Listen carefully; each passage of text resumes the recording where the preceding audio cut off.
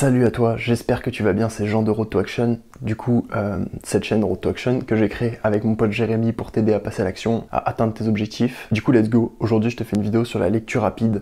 Tu vas gagner 200% sur tous tes livres au minimum en vitesse. Du coup, en lien dans la description, je te mettrai un site où tu peux tester le nombre de mots que tu fais. Donc tu peux ouvrir une page à côté actuellement pour tester ta vitesse de lecture, le nombre de mots que tu peux lire par minute. En moyenne, en France, on lit entre 200 et 250 mots par minute, et il y a des raisons à ça. Alors que les personnes dans le championnat du monde, etc., lisent entre 1000 et 1500 mots par minute. Ça veut dire que tu peux faire même vitesse x6, et je te vends juste un x2. Donc si tu n'arrives pas à faire au moins x2 avec cette vidéo, c'est que tu n'as pas appliqué ces techniques. Du coup, on va commencer, let's go. Déjà, pourquoi je vais t'expliquer pourquoi je me suis mis dans la lecture rapide et pourquoi ça me passionne tant. Parce que dans la lecture, t'as tellement plus que uniquement dans des vidéos ou uniquement dans la télé, etc. Toujours, je sais pas, t'as déjà dû entendre que les grands hommes ont de grandes bibliothèques par rapport aux autres qui ont de grandes télés. Et pourquoi? Parce que t'as beaucoup plus de connaissances dans les livres, t'as beaucoup plus de connaissances. Le truc, c'est qu'il y a tellement de livres et tellement de connaissances qui apparaissent chaque jour que pour suivre cette vague, tu vas devoir lire beaucoup plus vite. Enfin, tu ne dois rien, mais tu peux choisir d'apprendre à lire beaucoup plus vite en tout cas. Et du coup, ça va améliorer, et de toute façon, la lecture en général, ça va améliorer ton vocabulaire, donc tes pensées, donc tes actions.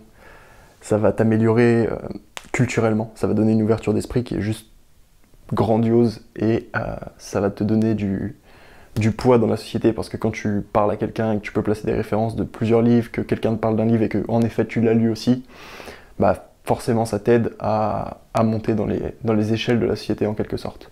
Du coup, pour commencer, une idée qu'on a tous et qu'on a appris souvent à l'école, c'est qu'il faut tout lire. Il faut tout lire, et ça, c'est juste une grosse erreur. C'est juste une grosse erreur, tu ne peux pas vouloir aller 6 fois plus vite et tout lire. Il faut accepter que parfois il y a des mots qui ne servent à rien.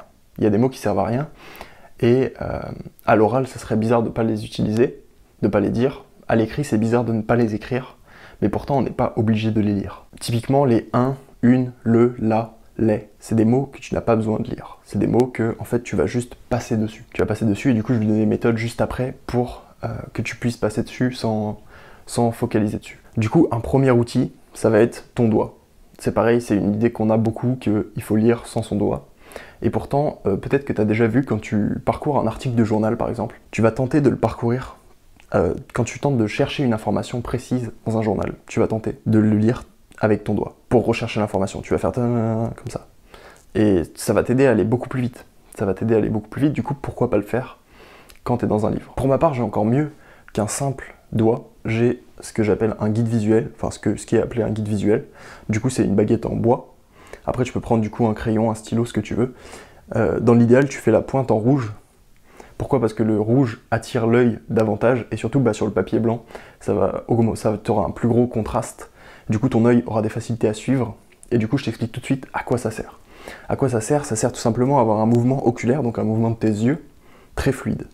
En fait, le problème quand on lit, c'est qu'on fait des fixations, et quand on fait des fixations, on perd du temps. On perd du temps, et en plus, on perd de l'énergie parce que nos yeux ont un rythme saccadé.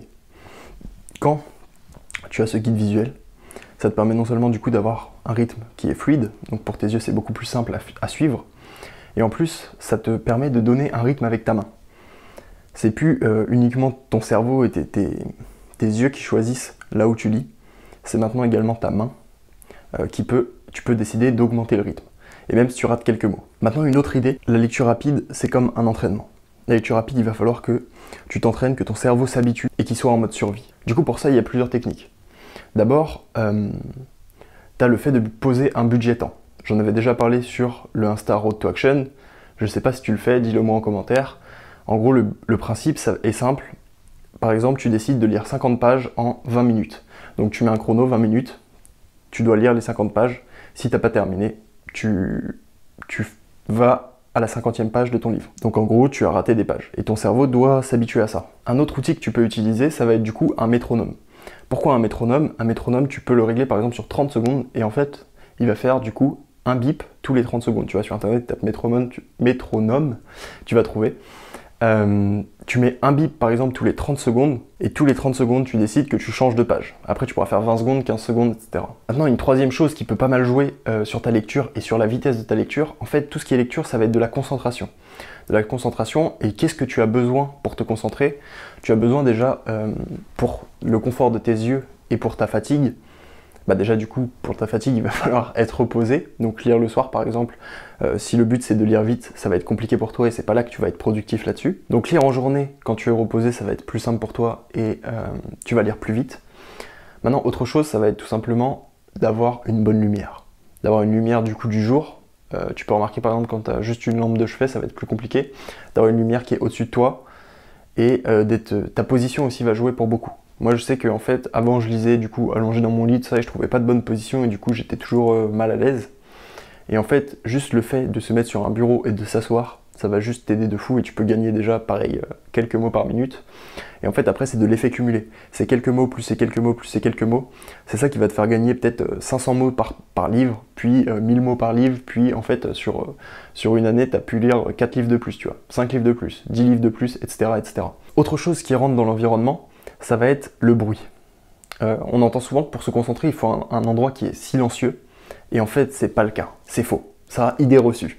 Si tu n'as aucun bruit, enfin en fait, un endroit avec zéro bruit, ça n'existe pas.